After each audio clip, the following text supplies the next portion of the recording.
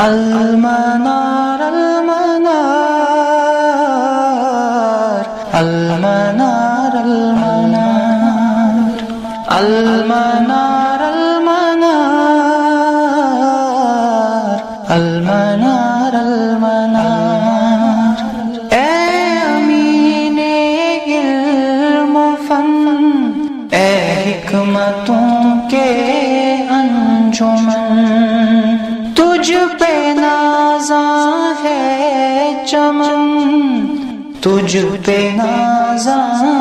ہے چمن۔ السلام علیکم ورحمۃ اللہ۔ آج بائیکونیا میں ہمارا 27واں درس ہے۔ اس سے پہلے 26 درس ہو چکے ہیں، اور گزشتہ درس میں ہم نے بات کی ہے امام ابو حنیفہ رحمہ اللہ، اور ان کے بعد اس نہج پہ آئے دوسرے فقہا کے اصول و قواعد خبر واحد کے حوالے سے، اس پہ ہم نے بات کی۔ تو گزشتہ درس میں جو ہم نے بات کی اس کا ایک ہم ہلکا سا ایک ریویو لینا چاہیں گے۔ گزشتہ درس میں ہم نے مقدمہ کے طور پر کچھ بنیادی مقدمات باندھے۔ اس میں جو ہماری پہلی بات ہوئی وہ یہ کہ احناف کے یہاں حدیث شریعت کا ماخذ ہے۔ یہ مغالطہ تو جو دیا جاتا ہے کہ شاید احناف کے یہاں حدیث شریعت کا ماخذ نہیں ہے، یہ غلط فہمی ہے۔ حقیقت یہی ہے کہ احناف بھی حدیث کو شریعت کے ماخذ کے طور پر، قانونی ماخذ کے طور پر مانتے ہیں، اور خود امام ابو حنیفہ رحمہ اللہ اس کے قائل ہے۔ متاخرین احناف جو ہیں، جو فقہا متاخرین ہیں، وہ بھی اس چیز کے قائل ہے۔ بہرحال مسلمان ہے تو قائل تو ہونا ہی ہے کہ قرآن اور حدیث شریعت کے بنیادی ماخذ ہیں۔ دوسری بات جو ہم نے اس میں عرض کی وہ یہ کہ متواتر جو بھی خبر احناف کے یہاں آتی ہے وہ مشاہدہ کے بطور ہوتی ہے، بحیثیت مشاہدہ ہوتی ہے، اور وہ حجت ہے۔ تو قرآن اور متواتر احادیث کے بارے میں کوئی شک نہیں، وہ حجت ہے۔ پھر ہم نے آحاد کی بات کی، اور ہم نے کہا کہ خبر کی 3 قسمیں ہیں احناف کے یہاں۔ پہلی متواتر، اور پھر دوسری قسم جو اس میں آتی ہے وہ مشہور ہے، اور تیسری قسم پھر آتی ہے خبر واحد یا آحاد جس کو آپ کہیں گے، جس میں عزیز اور غریب شامل ہے۔ تو ہم نے یہ بھی عرض کی کہ مشہور حدیث جو ہے احناف کے یہاں خبر واحد سے اونچی اور خبر متواتر سے نیچے ہے، یہ بیچ میں ہے۔ اور حدیث مشہور اس درجہ قابل حجت ہے احناف کے یہاں کہ اس کے ذریعے سے وہ قرآن پہ اضافہ کرنا جائز قرار دیتے ہیں۔ تو ہم نے اس کی مثال رجم سے بیان کی کہ رجم جو ہے، قرآن ایک زانی کے بارے میں کوڑوں کی سزا تجویز کرتا ہے، اور رجم سنگسار یعنی پتھروں سے ایک زانی کو، شادی شدہ زانی کو مارنا، اس کی اجازت حدیث سے ملتی ہے، اور وہ اس حدیث کو اس بنا پر قبول کرتے ہیں کہ یہ حدیث مشہور ہے، تو مشہور سے وہ قرآن کے احکام پر، قرآن کے حکم پر اضافہ جائز قرار دیتے ہیں۔ تو یہ اس چیز کی طرف اشارہ کرتا ہے کہ احناف کے یہاں حدیث مشہور جو ہے وہ قابل حجت ہے، اس درجہ قابل حجت ہے کہ وہ اس کے ذریعے سے خبر متواتر یعنی قرآن کریم پر بھی اضافہ جائز قرار دیتے ہیں۔ پھر ایک اور چیز ہمارے سامنے آئی گزشتہ بحث میں کہ احناف خبر احاد کو قبول کرتے ہیں، غریب اور عزیز کو، اور اس کی دلیل ہم نے یہ دی کہ امام ابو یوسف اور امام محمد کی جو کتابیں ہیں، کتاب الآثار یا المبسوط کی بھی ہم نے بات کی، اس میں ہم احادیث دیکھتے ہیں جو غریب ہیں، اور وہ روایت ہوئی ہے، اس میں باضابطہ امام ابو حنیفہ رحمہ اللہ کا حوالہ دیا گیا ہے، ان کی بنیاد پر بات ہوتی ہے کہ قال ابو حنیفہ رحمہ اللہ، اور اگر وہ قابل حجت نہیں ہوتی تو وہ امام ابو حنیفہ کے حوالے سے نہیں لی جاتی۔ تو اس سے پتہ یہ چلا کہ خبر واحد قابل حجت ہے ان کے یہاں، اور وہ اس سے حجت لیتے ہیں، خود کتاب الآثار اور دوسری کتابوں میں ان کو قبول کیا گیا ہے۔ اور بحیثیت دلیل ہم نے دیکھا کہ کتاب الآثار وغیرہ میں آپ دیکھیں گے کہ دلیل کے طور پر لائی گئی ہے کہ کیوں خبر واحد حجت ہے۔ تو انہوں نے کہا کہ جو یہ کسی راوی کوئی راوی جو ہے اس سے حلف لیا جاتا ہے حضرت علی کے دور میں یا حضرت عمر کے دور میں، یا دوسرے سند کو ڈھونڈا جاتا ہے، دوسرے راوی کو ڈھونڈا جاتا ہے، دوسرے شاہد کو ڈھونڈا جاتا ہے، یہ صرف اس لیے ہے تاکہ ایک اطمینان حاصل ہو۔ وہ بھی ہم نے گزشتہ درس میں بات کی، تفصیل کے ساتھ ہم نے اس پہ بحث کی، اور الحمدللہ مجھے امید ہے کہ آپ کے ذہن میں وہ درس تازہ ہوگا۔ پھر ہم نے یہ بات بھی کہی جو ہمارے درس کی اصولی بات تھی، وہ یہ کہ امام ابو حنیفہ رحمہ اللہ کا مسلک جو ہے، ان کا جو منہج ہے، مذہب جو ہے، وہ مدون نہیں تھا، اصول اس کے مدون نہیں تھے۔ تو جو کچھ ہم اصول کے نام پر آج کے زمانے میں بات کر رہے ہیں وہ اصل میں مستخرج ہے، ان کو نکالا گیا ہے، ان کو ڈرائیو کیا گیا ہے ان فروعات سے جو امام ابو حنیفہ رحمہ اللہ کے آراء میں ہم دیکھتے ہیں، تو ان سے ان کو اخذ کیا گیا ہے۔ وہ امام شافعی کی طرح ویل ڈیفائنڈ نہیں ہے۔ تو ہم نے کہا کہ امام شافعی کا رسالہ ہے، کتاب العمر، دوسری کتابیں ہیں جماع العلم وغیرہ، اس میں ہم امام شافعی رحمہ اللہ کے جو اصول و ضوابط ہے ان کو باضابطہ ایک جگہ جمع دیکھتے ہیں، لیکن امام ابو حنیفہ کا معاملہ یہ نہیں ہے۔ امام ابو حنیفہ رحمہ اللہ کے اصول جو ہے وہ بعد میں مدون کیے گئے، ان کے فقہ کو سامنے رکھ کر، ان کی آراء کو سامنے رکھ کر، پھر اصول کو ڈرائیو کیا گیا اور ان سے ان اصولوں کو منسوب کیا گیا۔ تو ہم یہ کہہ سکتے ہیں کہ یہ اصول جو ہیں وہ بذات خود وہ ظنی ہے۔ ہو سکتا ہے کہ وہ امام ابو حنیفہ کے اصول ہوں، ہو سکتا ہے کہ وہ امام ابو حنیفہ کے اصول نہ ہوں۔ تو ہم نے ان اصولوں میں کئی اصول آپ کے سامنے رکھے۔ تو ایک ہم نے یہ بھی کہا کہ کچھ متأخرین جو فقہائے احناف ہیں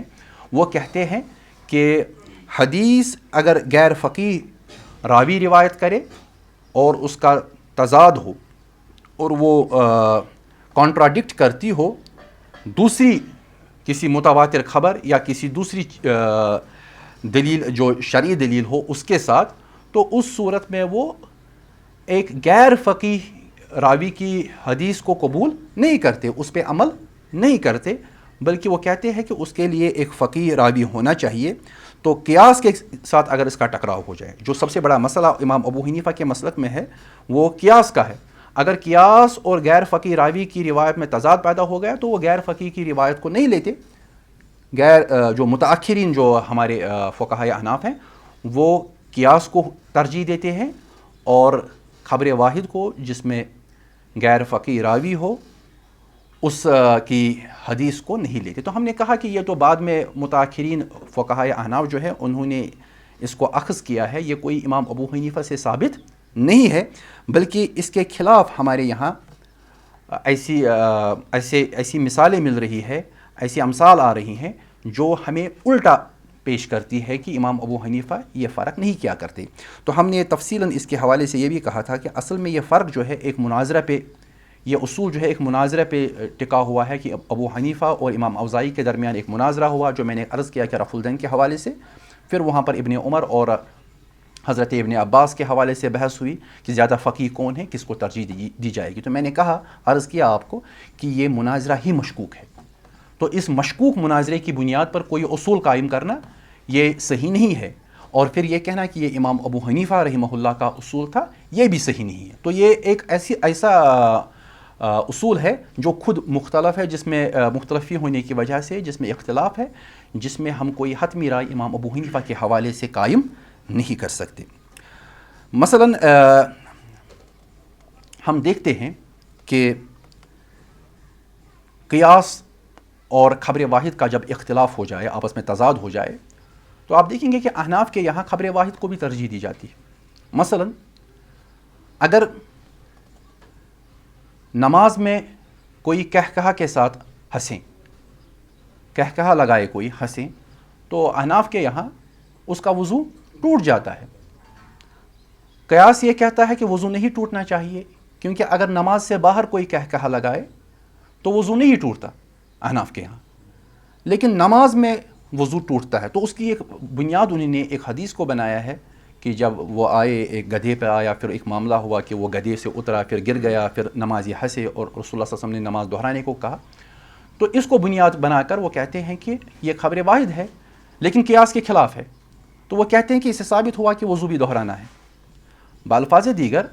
ان کے یہاں احناف کے یہاں قیاس خبر واحد کے مقابلے میں قابل حجت نہیں رہا. اگر ہر جگہ خبر واحد کو احناف رد کرتے، حنفی فقہا رد کرتے اس بنیاد پر کہ یہ قیاس کے خلاف جاتا ہے، تو اس مسئلے میں بھی کرتے. اہل حدیث کے یہاں اس مسئلے میں دوسری رائے ہے. میں اس وقت احناف کی بات کر رہا ہوں. تو اس سے یہ پتہ چلا کہ احناف کے یہاں مطلقاً خبر واحد کا رد نہیں کیا جاتا. جو غلط فہمی اکثر مسلمانوں کے ذہن میں ہے کہ شاید ابو حنیفہ رحمہ اللہ ہر جگہ قیاس کو ترجیح دیتے ہیں، وہ بات صحیح نہیں.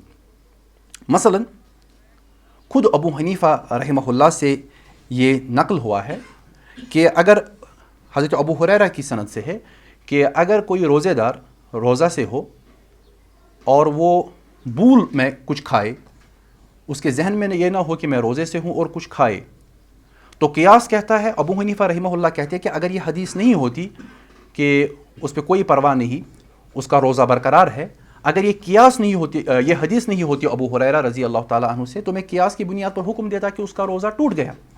لیکن ابو ہریرہ رضی اللہ تعالیٰ عنہ سے حدیث آ رہی ہے، خبر واحد ہے، لیکن میں یہاں پر قیاس کو ترجیح نہیں دوں گا. میں یہاں پر حدیث کو ترجیح دے رہا ہوں کہ ابو ہریرہ رضی اللہ تعالیٰ عنہ روایت کرتے ہیں کہ رسول اللہ صلی اللہ علیہ وسلم نے اجازت دی، روزہ برقرار ہے، تو ابو حنیفہ رحمہ اللہ بھی اسی چیز کے ساتھ ہے کہ روزہ برقرار ہے. اگرچہ امام سرخسی رحمہ اللہ نے اس حوالے سے بات کی ہے، لیکن امام سرخسی جو ہے 5ویں صدی ہجری کے عالم ہیں اور وہ ابو حنیفہ کے صدیوں بعد آئے ہیں.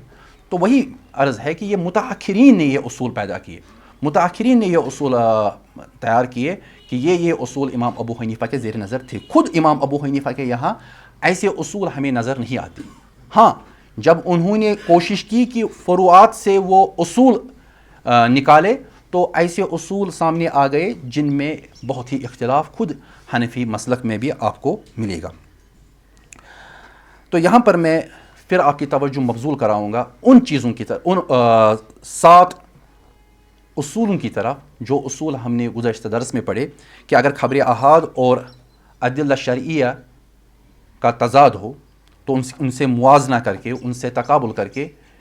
احناف کے یہاں خبر احاد کے بارے میں کچھ خاص آ رہا ہے. تو ایک دفعہ میں پھر آپ کے سامنے وہ رکھوں گا تاکہ آپ کے ذہن میں وہ تازہ ہو جائے کہ اگر خبر واحد قرآن کریم کے خلاف جا رہی ہو تو ایسی صورت میں کیا ہوگا. اگر اختلاف واضح ہے اور جمع ممکن نہیں ہے تو ایسی صورت میں احناف خبر واحد پہ عمل نہیں کرتے. لیکن اس کا قطعاً یہ مطلب نہیں کہ احناف خبر واحد کو قبول نہیں کرتے، مطلقاً قبول نہیں کرتے، بلکہ ایسے مسائل میں جہاں پر تضاد ہو، جہاں پر آپس میں تعارض ہو، اگر خبر واحد اور قرآن کی نص آپس میں تعارض کرتی ہے اور جمع ممکن نہیں، تو تب جا کے وہ خبر واحد کو چھوڑ دیتے ہیں، یہ کہہ کر کہ اس کی نسبت رسول اللہ صلی اللہ علیہ وسلم کی طرف مشکوک ہے. وہ یہ نہیں کہتے کہ خبر واحد قابل حجت ہو ہی نہیں سکتی. پھر دوسرے مسائل میں وہ خبر واحد سے مسئلہ نہیں لیتے. جب دوسرے مسائل، جیسے کہ میں نے ابو ہریرہ رضی اللہ تعالیٰ عنہ کی حدیث یہاں بیان کی،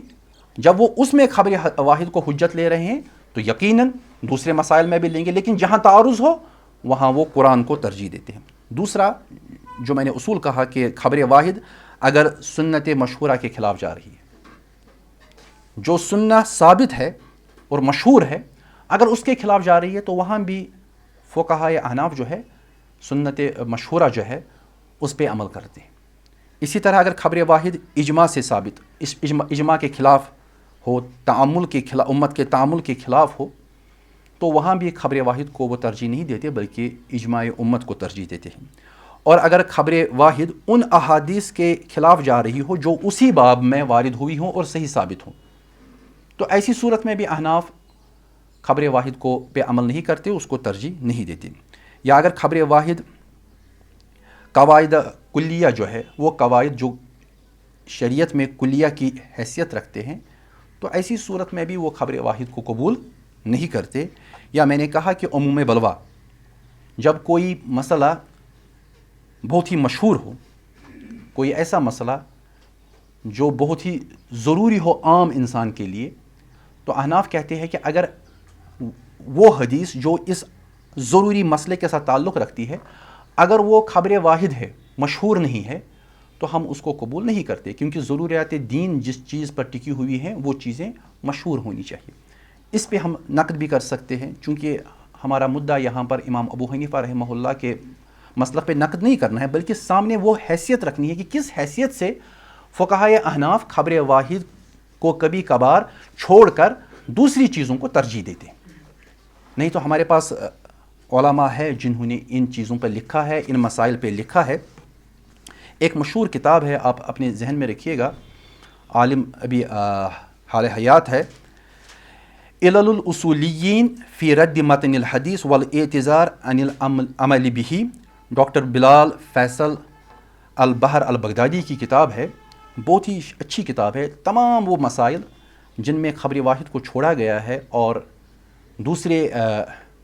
نصوص اور دوسرے ادلہ شرعیہ کو ترجیح دی گئی ہے، تو اس پہ انہوں نے بہت ہی مفصل بحث کی ہے، خبر واحد کے حوالے سے بھی بحث کی ہے۔ تو یہ کتاب اگر آپ دیکھیں گے تو اس میں آپ کو تفصیل ملے گی کہ کیا مسائل تھے اور کیا بنیاد تھی متأخرین احناف کے یہاں کہ وہ خبر واحد کو چھوڑ کر دوسری چیزوں پر عمل کرتے تھے۔ بہرحال ہمارا یہاں وہ موضوع نہیں ہے، ہم جس چیز پہ یہاں پر فوکس کر رہے ہیں وہ یہ ہے کہ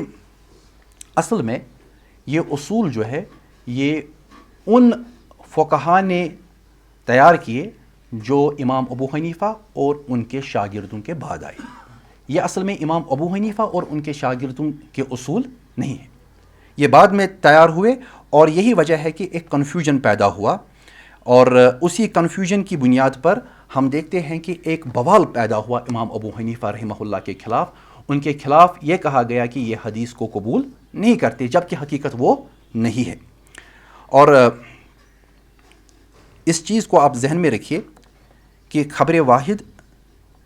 احناف کے یہاں ظنی ثبوت دیتی ہے، وہ احناف کے یہاں قطعی نہیں ہوتی۔ یعنی احناف یہ کہتے ہیں کہ خبر واحد ہر صورت میں ظنی رہتی ہے، وہ کسی بھی صورت میں قطعی اور یقینی علم نہیں دیتی۔ اس کا مطلب یہ ہے کہ محدثین کے یہاں قرینے فراہم ہونے کی بنیاد پر ظنی و ثبوت حدیث قطعی کے درجے میں چلی جاتی ہے، یقین کے درجے میں چلی جاتی ہے، لیکن احناف کے یہاں وہ چیز نہیں۔ کیوں نہیں ہے؟ اس کی ایک وجہ ہے۔ وجہ یہ ہے کہ اصل میں یہ وہ زمانہ تھا جس زمانے میں جھوٹ بہت ہی عام ہو چکا تھا، ابو حنیفہ کے زمانے میں اور پھر ان کے بعد، اور اس درجہ عام تھا کہ اس کا ہی دور دورہ تھا، اور فقہائے عراق جو تھے وہ حجازیوں کے مقابلے میں تحقیق میں اتنے آگے نہیں تھے جتنے حجازی علماء تھے۔ ہمارے یہاں دو طبقے ہیں، ایک تو عراقی ہے اور دوسرے حجازی ہے۔ عراقی جو ہے ان کو اہل الرائے کہتے ہیں، اور حجازی جو ہے ان کو ہم اہل الحدیث کے نام سے جانتے ہیں۔ لیکن یہ اہل الحدیث ہمارے زمانے میں جو اہل حدیث پائے جاتے ہیں یہ وہ مراد نہیں، بلکہ یہ اہل حدیث جو ہے وہ باصطلاح قدیم جن کو ہم محدثین کے نام سے جانتے ہیں۔ تو امام ابو حنیفہ کے یہاں چونکہ فروغ بافی بہت زیادہ تھی، لوگ زیادہ جھوٹ اور رسول اللہ صلی اللہ علیہ وسلم کے حوالے سے جھوٹ بیان کرتے تھے، اور عراق کے یہاں عراق کے یہاں اہل الرائے کے یہاں تحقیق اس قدر نہیں پہنچی تھی جس قدر حجازیوں کے یہاں پہنچی تھی۔ تو انہوں نے احتیاط کو اختیار کیا، ہر چیز میں احتیاط۔ جب خبر واحد آتی تھی اور کوئی اسٹیبلشڈ سننا ہوتی تھی تو اس صورت میں بھی وہ احتیاط سے ہی کام لیتے تھے، اور اگر کہیں ان کو لگتا تھا کہ قرآن کے ظاہر کے خلاف کبھی کوئی خبر واحد جا رہی ہے تو اس صورت میں بھی وہ احتیاط سے کام لیتے تھے۔ تو یہ حالات ایسے تھے جس بنیاد پر ہم دیکھ رہے ہیں کہ انہوں نے احتیاط سے کام لیا، اور ان کے یہاں عراقیوں کے یہاں جو مسلک تھا وہ 3 صحابہ پہ کھڑا ہوا، 3 صحابہ کی بنیاد پر۔ ایک تو حضرت علی ابن ابی طالب، حضرت عبداللہ ابن مسعود اور حضرت عمر رضی اللہ تعالیٰ عنہ کی جو احتیاط تھی اس کو زیر نظر رکھ کر انہوں نے آہستہ آہستہ اپنے میتھڈ کو ڈیولپ کیا، اپنے منہج کو ڈیولپ کیا۔ تو لازمی نتیجہ ہے کہ جو حدیثیں حضرت عبداللہ ابن مسعود اور حضرت علی کے حوالے سے عراقیوں میں رائج رہی، اسی کو زیر نظر رکھ کر انہوں نے آہستہ آہستہ مسائل کو حل کرنے کی کوشش کی، اور حجاز میں حدیث کی تعداد بہت زیادہ تھی، وہاں وافر مقدار میں حدیث تھی، کیونکہ وہاں صرف 3 ہی نہیں تھے، وہاں دوسرے صحابہ بھی تھے جن کے وساطت سے حدیث اپنے فقہا تک پہنچ رہی تھی، اور ان کو بنیاد بنا کر انہوں نے آہستہ آہستہ ایک فقہ کا لٹریچر ڈیولپ کیا۔ تو یہی وجہ ہے کہ آپ دیکھیں گے کہ امام شافعی رحمہ اللہ الام میں اس چیز پہ تبصرہ کرتے ہیں کہ امام جو عراقی علماء ہے، عراقی علماء کے یہاں عبداللہ بن مسعود اور حضرت علی کے حوالے سے جو روایت آ رہی ہیں ان میں بھی اختلاف ہے آپس میں، لیکن حجازیوں کے یہاں چونکہ کثرت ہے علم کی، حدیث کی، تو اس لیے وہاں آپ دیکھیں گے کہ تحقیق کی بھی وہاں پر ایک دقت آ چکی تھی تحقیق میں، وہ حدیث کو پرکھتے تھے، حجازی زیادہ اس میں آگے تھے بنسبت عراقیوں کے، تو اس وجہ سے ایک ڈیولپمنٹ ہوئی ایک ایسی فقہ اور سوچ اور سمجھ کی حجازیوں کے یہاں جو مبنی بر حدیث تھی، اور عراقیوں کے یہاں احتیاط کا پہلو زیادہ غالب رہا، اور ہم دیکھتے ہیں کہ جہاں پر حدیث نہیں ملی وہاں پر انہوں نے قیاس سے بھی کام لیا۔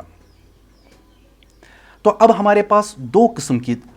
دلائل آ رہی ہے جن کو ہمیں زیر نظر رکھنا ہے۔ وہ دلائل کیا ہے؟ ایک تو وہ طبقہ جو کہتا ہے کہ احناف خبر واحد کو مانتے نہیں، اور وہ اس میں دلائل لاتے ہیں، اور وہ یہی 7 اصول جو میں نے آپ کے سامنے رکھے وہ ان کو زیر نظر رکھتے ہیں۔ لیکن ہمارے پاس دلائل کا دوسرا انبار بھی ہے جو دوسری طرف جا رہا ہے، وہ یہ کہ تاریخ بغداد میں آپ دیکھیں گے کہ امام ابو حنیفہ سے نقل کیا جاتا ہے، وہ خود کہتے ہیں کہ میں سب سے پہلے قرآن اور پھر سنت یعنی حدیث اور پھر اقوال صحابہ کی طرف جاتا ہوں۔ جب امام ابو حنیفہ خود اپنے شریعت کے ماخذ بیان کرتے ہیں تو سمجھنا چاہیے کہ جو کہا جاتا ہے کہ وہ حدیث خبر احاد کو قبول نہیں کرتے، کہیں کوئی پرابلم ہے۔ اتنا ہی نہیں، وہ خود کہتے ہیں کہ میں اجماع کو حجت مانتا ہوں، وہ خود قیاس کو بھی شرعی دلیل سمجھتے ہیں، استحسان کو بھی شرعی دلیل سمجھتے ہیں، عرف یعنی عرف عام جو ہوتا ہے اس سے بھی حجت لیتے ہیں، اپنے اپنے درجے پر ان تمام چیزوں کو رکھ کر۔ تو کہیں نہ کہیں کوئی پرابلم ہے، یہاں تک کہ ابو جعفر منصور نے ایک دفعہ ان کو خط لکھا کہ آپ کے بارے میں کہا جاتا ہے، امام ابو حنیفہ سے کہا کہ آپ کے بارے میں کہا جاتا ہے کہ آپ قیاس کو ترجیح دیتے ہیں اور حدیث کو چھوڑ دیتے ہیں۔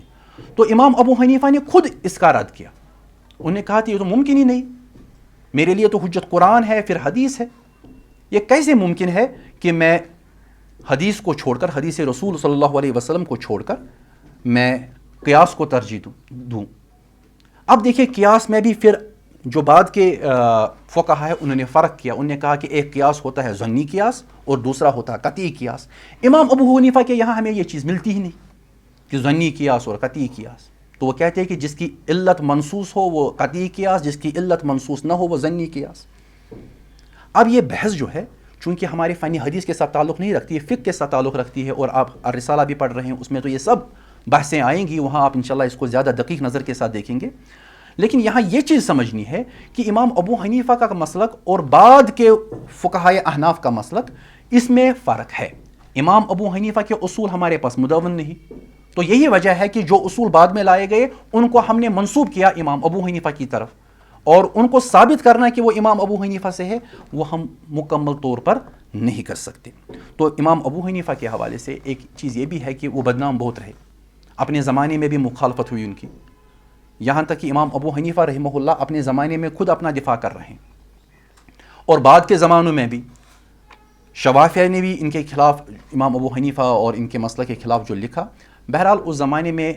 چیزیں سامنے آ رہی تھی، چیزیں مدون ہو رہی تھی، چیزیں سامنے ایک شکل اختیار کر رہی تھی، تو امام شافعی اور دوسرے انہوں نے بھی اس کا لکھا۔ لیکن خود آپ دیکھیں گے کہ میزان جو ہے شعرانی کی، اس میں امام ابو حنیفہ رحمہ اللہ نے تردید کی ہے اس چیز کی کہ وہ حدیث پر، خبر واحد پر قیاس کو ترجیح دیتے ہیں۔ تو اب وجوہات کیا ہے جن وجوہات کی بنیاد پر یہ مسائل پیدا ہوئے؟ تو علماء نے ایک وجہ بیان کی ہے جس کو ہمیں زیر نظر رکھنا ہے۔ علماء نے بیان کیا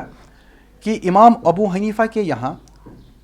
قلت حدیث ہے اور حجازیوں کے یہاں کثرت حدیث ہے۔ امام ابو حنیفہ کے سامنے جب کوئی مسئلہ پیدا ہوتا تو وہی کچھ حدیثیں تھیں، زیادہ نہیں، جو حدیث کتاب الآثار دونوں میں مبسوط اور دوسری کتابوں میں جو آپ دیکھیں گے یا بعد کی کتابیں جو ہے تو کچھ حدیثیں تھیں جو ان کے سامنے تھی.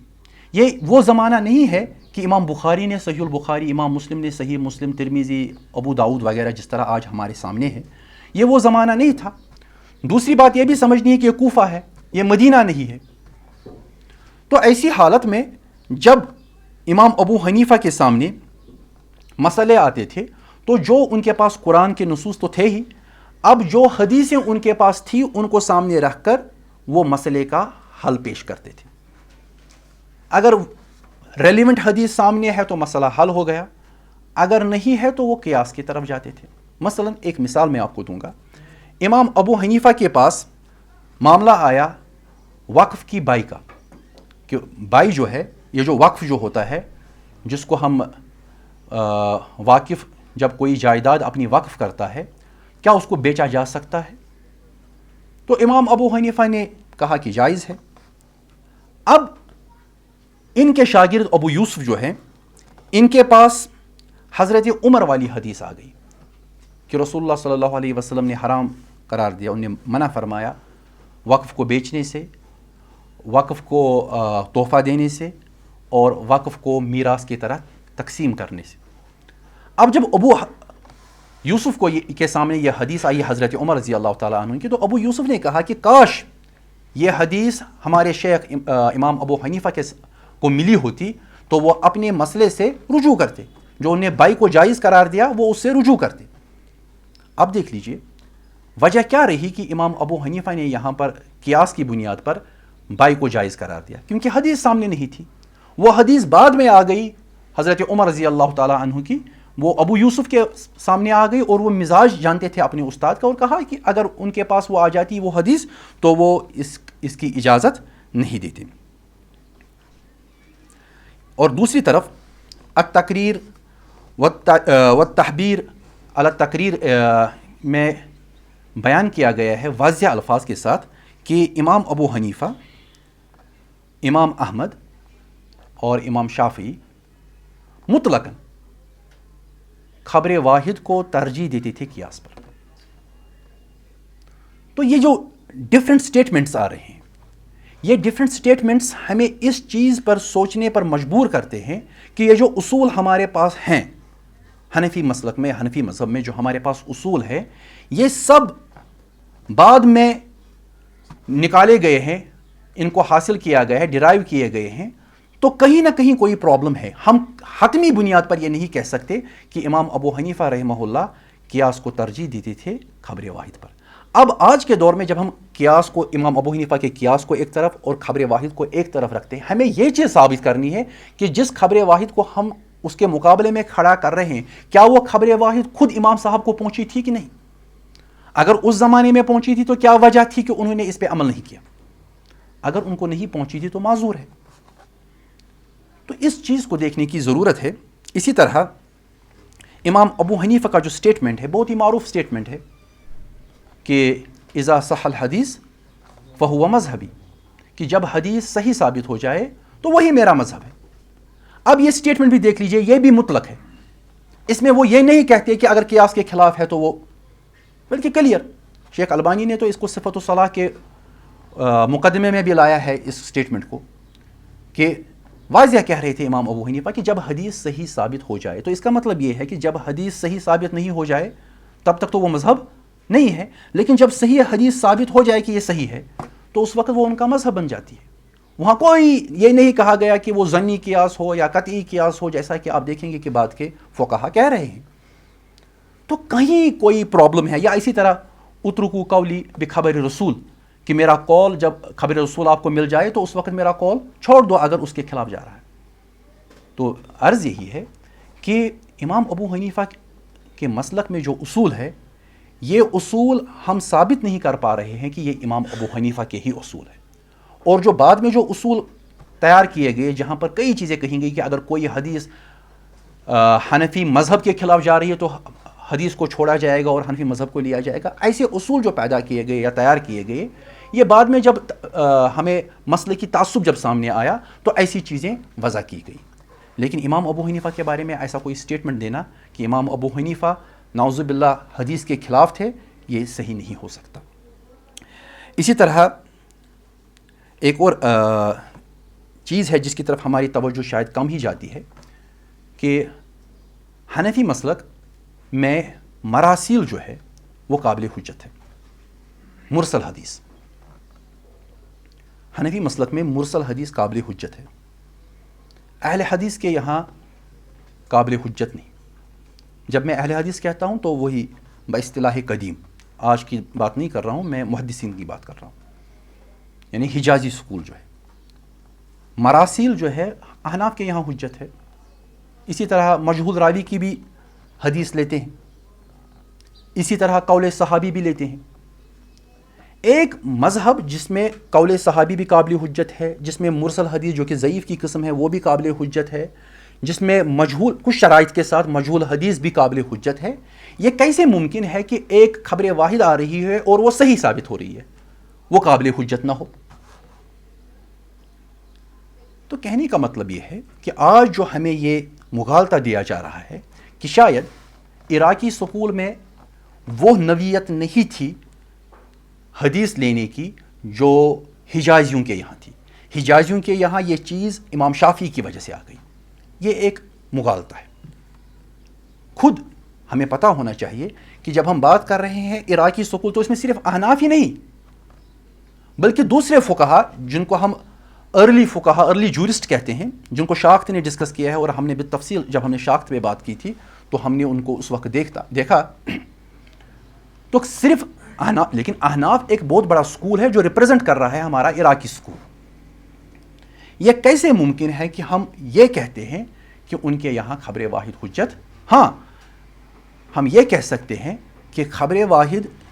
کو چھوڑ کر جہاں وہ دوسرے دلائل پہ عمل پیرا ہوتے ہیں اس کی کوئی نہ کوئی وجہ ہوتی ہے، اور یہ وجہ جو ہے یہ نہیں ہے کہ میں خود حدیث کو قابل حجت نہیں مانتا۔ آج جو شخص امام ابو حنیفہ کو اپنے انکار حدیث پر شاہد کی حیثیت سے پیش کرتے ہیں یا فقہائے احناف کو بحیثیت شاہد پیش کرتے ہیں، وہ اصل میں حدیث کی حجت کے قائل ہی نہیں ہے، وہ رسول اللہ صلی اللہ علیہ وسلم کو شارع ماننے کے قائل ہی نہیں ہے، جبکہ احناف رسول اللہ صلی اللہ علیہ وسلم کو شارع بھی مانتے ہیں، متواتر کو قابل حجت مانتے ہیں، مشہور کو قابل حجت مانتے ہیں، اور آحاد کو بھی قابل حجت مانتے ہیں۔ صرف جہاں تعارض ہو وہاں آپ لیٹر پیریڈ میں جو احناف ہے ان کے یہاں کچھ تحفظات دیکھیں گے، لیکن وہ یہ نہیں کہتے کہ حدیث قابل حجت نہیں، وہ یہ نہیں کہتے کہ حدیث شریعت کا ماخذ نہیں ہو سکتا، وہ یہ کہتے ہیں کہ اس کی نسبت پہ مجھے شک ہے، مجھے چیک کرنا ہے آیا یہ رسول اللہ صلی اللہ علیہ وسلم سے آیا ہے یا نہیں۔ یعنی بالفاظ دیگر ان کے یہاں اگر راوی کے فقیہ ہونے کو شرط بھی مانا جائے تو وہ ضبط کی شرط، جو میں نے گزشتہ درس میں بھی عرض کیا کہ وہ ضبط کی شرط ہے، وہ اس سے یہ نہیں مراد لیتے کہ حدیث قابل حجت ہی نہیں ہے، وہ اس سے یہ نہیں مراد لیتے کہ حدیث شریعت کا ماخذ نہیں ہو سکتا۔ تو بات کو سمجھنے کی کوشش کرنی ہے کہ انکار حدیث والے جو ماڈرنسٹ ہے وہ جب امام ابو حنیفہ اور ان کے شاگردوں اور جو متاخرین فقہائے احناف ہے جب وہ ان کا حوالہ دیتے ہیں تو وہ حوالہ ان کو شائع نشان نہیں، کیونکہ امام ابو حنیفہ اور ان کے فقہا جو ہے وہ منکر حدیث نہیں تھے، لیکن بعد میں جو لوگ آ رہے ہیں آج کے زمانے کے وہ مس یوز کریں۔ یہی معاملہ شاخت نے بھی کیا۔ جب ہم تو یہاں پر جو بنیادی مسئلہ سمجھنے کا ہے وہ یہ ہے کہ آج کے دور کے جو ماڈرنسٹ ہے وہ جب یہ کہتے ہیں کہ امام ابو حنیفہ شاید ہمارے ساتھ ہے تو وہ اصل میں ایک دھوکہ دینا چاہتے ہیں۔ وہ یہ کہنا چاہتے ہیں کہ جس طرح ہم انکار حدیث کر رہے ہیں اسی طرح ابو حنیفہ اور ان کے شاگرد اور پھر متاخرین فقہائے احناف بھی انکار حدیث کر رہے ہیں، لیکن وہ بات نہیں ہے۔ ان کے یہاں ابو حنیفہ اور ان کے فقہا، ان کے دوسرے جو متاخرین فقہا یا ان کے شاگرد جو ہے ان کے یہاں صرف تعارض کے وقت جب حدیث خبر واحد اور کسی دوسری ادلہ شرعیہ کے ساتھ جب تعارض ہو جائے تو اس وقت ترجیح کیسے دیں گے؟ قابل حجت ان کے یہاں ہر چیز ہے، متواتر بھی ہے، مشہور بھی ہے، خبر واحد بھی ہے، ہر چیز قابل حجت ہے اور ہر چیز شریعت کی ماخذ ہو سکتی ہے، ان کے یہاں انکار نہیں ہے۔ لیکن جو ماڈرنسٹ ہے ان کے یہاں انکار ہے کہ رسول اللہ صلی اللہ علیہ وسلم شاعر نہیں، اور ان کے بعد جو ان سے حدیثیں منسوب ہو کر آ رہی ہیں جب رسول اللہ صلی اللہ علیہ وسلم شاعر نہیں تو ان کی حدیثیں بھی ہمارے لیے قابل حجت نہیں۔ بہرحال جدید دور کا فتنہ ہے اور قدیم دور کی جب ہم بات کر رہے ہیں تو وہ فتنہ نہیں بلکہ وہ خیر و برکت کا دور تھا جہاں پر یہ چیزیں تیار ہوئی اور امت نے باضابطہ ان کو تلقی بالقبول بخشا. تو بات کو یہی مکمل کرتے ہیں. وآخر الدعوانا ان الحمدللہ رب العالمین. اللہ ربی واحد وأنا بذلك أشهد ذا مبدئي وأصول بالرغم ممن يجحد وشهادتي